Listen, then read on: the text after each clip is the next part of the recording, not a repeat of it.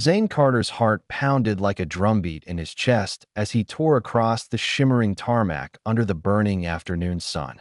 His sneakers slapped against the asphalt, each step driven by urgency and fear. The white Falcon 900 jet ahead of him had already fired up its engines, the stairs retracting slowly as the turbines let out a deafening whine. "Stop!" Zane yelled, his arms flailing in desperation. But his voice was swallowed by the roar of the jet engines.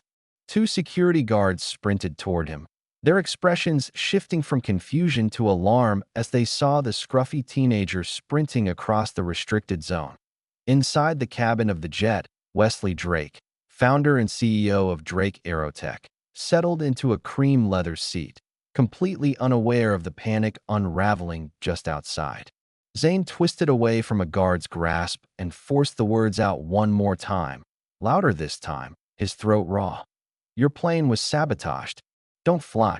Before he could say more, the guards tackled him hard, pinning him to the ground. As he lay breathless and restrained, his eyes locked with Wesley's through the aircraft window.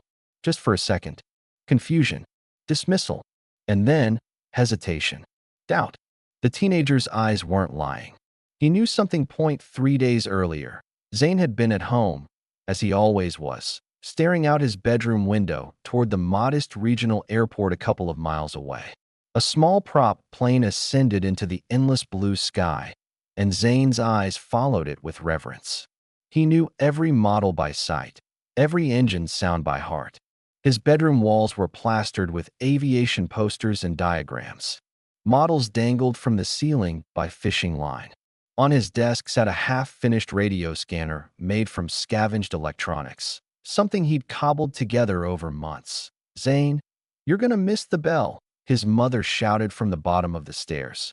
"Coming," he called back, grabbing his backpack and running a hand over the framed photo of his late father in uniform, Major Caleb Carter, U.S. Air Force. Gone 5 years now. But the rituals remained. His mom, Dana Carter, stood waiting with her car keys and a tired smile. Her blue scrubs were crisp, her hair pulled back. "Made you lunch," she said, handing him a brown paper bag. "And don't forget, Mrs. Keller needs you to walk Cooper after school. Another $10 for the flight lessons fund." Zane grinned. "I know. Thanks, Mom." As they drove past the chain-link fence of Elmore County Airport, a sleek white jet came into view. Zane's breath caught. "Whoa. That's a Falcon 900 EX, he said, pressing his face to the window. "That's a $30 million aircraft. It can cruise at over 500 knots. Who the heck is flying into Elmore in that?" "Someone important, I guess," Dana mused. "That's Drake Aerotech's logo on the tail," Zane said. "Wesley Drake's company. They make avionics for defense and commercial flight. Isn't that the guy your dad worked with once?" Dana asked. Briefly, Zane nodded. He spoke at the Air Expo the year before Dad's crash. Classes that day were a blur. Zane barely heard a word his teachers said. At lunch, he sat by himself sketching the Falcon's silhouette from memory when Derek Nash strolled by and snatched his notebook. "Still drawing toy planes, Carter?" Derek sneered. "Grow up. Give it back," Zane said, standing. "Seriously? You're pathetic." Derek flipped through Zane's notebook, scoffing at the detailed sketches and technical notes. "This stuff looks like it was drawn by a toddler." Zane didn't flinch. "They're to scale. My dad taught me." That name, the mention of his father, gave Derek pause. Everyone in town knew about Caleb Carter, the war vet turned test pilot who died saving a family during a small aircraft malfunction. Derek tossed the notebook back. Whatever. Still dumb. Later that day, Zane made a decision. The Falcon wouldn't be in town for long. This was his one chance to see it up close. So, during his free period, he slipped through the same hole in the fence he'd used since he was 10, the one old Ray, the airport mechanic, always pretended not to see. Teacher work day. Zane lied casually when Ray spotted him. Ray shook his head, wiping oil-stained hands on a rag. "Figures. You here to drool over the jet?" Zane grinned. "Mind if I look?" Ray glanced around and gave a subtle nod. "Keep your distance." The Falcon gleamed under the sun like a sculpture. Zane circled it slowly, reverent. Then something strange caught his eye. An access panel near the tail, barely ajar.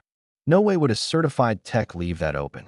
He moved closer, just enough to peek inside. A chill ran down his spine. There, nestled among the hydraulic lines, was a foreign object with a blinking red light and a tiny digital display. Zane's breath caught. He didn't need to be an engineer to know this didn't belong. He backed away, heart thundering. He had to tell someone. But who would believe a 14-year-old who shouldn't even be on the tarmac? Voices approached. Zane ducked behind a luggage cart that a group of men in tailored suits headed for the Falcon. In the center was Wesley Drake himself, distinguished, calm, utterly in control. Back to Seattle by dinner, one of them said. Panic seized Zane. He couldn't let Drake get on that plane that he ran. "Mr. Drake," he shouted. "Wait. Don't board." Guards swarmed him. He fought to break free. "There's a device." In the tail section, a timer. Drake turned, brow furrowing. "Sir, it's just a kid," a guard said. Zane locked eyes with the CEO. "My dad was a pilot. I know that part of the plane. That device doesn't belong." Drake hesitated, then turned to his head of security. "Check it. Now." Minutes later, the mechanic in security returned. "He's right," the guard said. "There's a device designed to cause system failure mid-flight." Drake's face drained of color. "Call the FBI." Later, in a quiet conference room, Zane repeated his story to agents and officials. Dana arrived, furious, but also relieved. "I know I shouldn't have been there," Zane said, "but I couldn't let them take off." Wesley Drake entered the room, pausing by the doorway. "Zane Carter," he said, his voice measured. "You saved my life." Dana folded her arms and almost got himself arrested. Drake smiled faintly. "Sometimes heroes start as trespassers." He handed Zane a business card. "I'd like to speak again." "With your permission, Miss Carter." Dana hesitated. "We'll see." "Oh, and Zane, that gap in the fence. It'll be fixed by tonight. Next time, come through the front gate. I'll make sure they know your name." The next morning, a black SUV pulled into their driveway. Wesley Drake stepped out, dressed in jeans and a blazer. "Good morning, Zane. How about a ride to school?"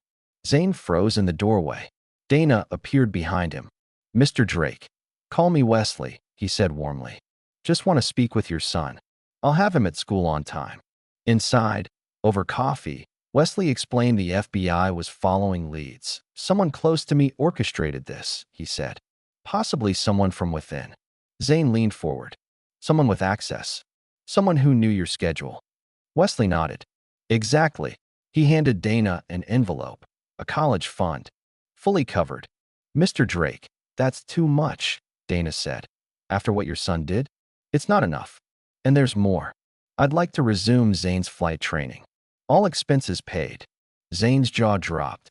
"That's up to his mother," Wesley said. Dana looked at her son's hopeful face. "If you finish your homework, yes." Wesley smiled. "There's something I want to show you this afternoon, Zane." At the airport. That afternoon, Zane arrived at the airport hangar. Wesley greeted him outside. "Ready?"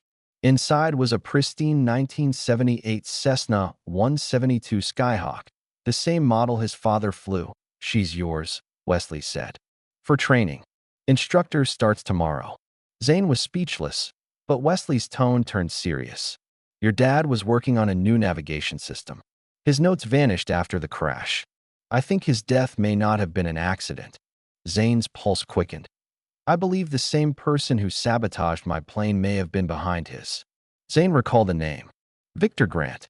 Your COO. He knew my dad's name. And he didn't like me." Wesley nodded slowly. "Victor stood to gain if I was gone." He handed Zane a secure phone. "Use this. Discreetly. Keep your eyes open." Zane took the phone and the jacket Wesley gave him. His dad's old flight jacket. "You're not just helping me, Zane. You're continuing your father's mission." As Zane walked home that evening, flight jacket slung over his shoulder, he knew everything had changed. The sky was no longer just a dream, it was his calling. And now, it was also the path to truth.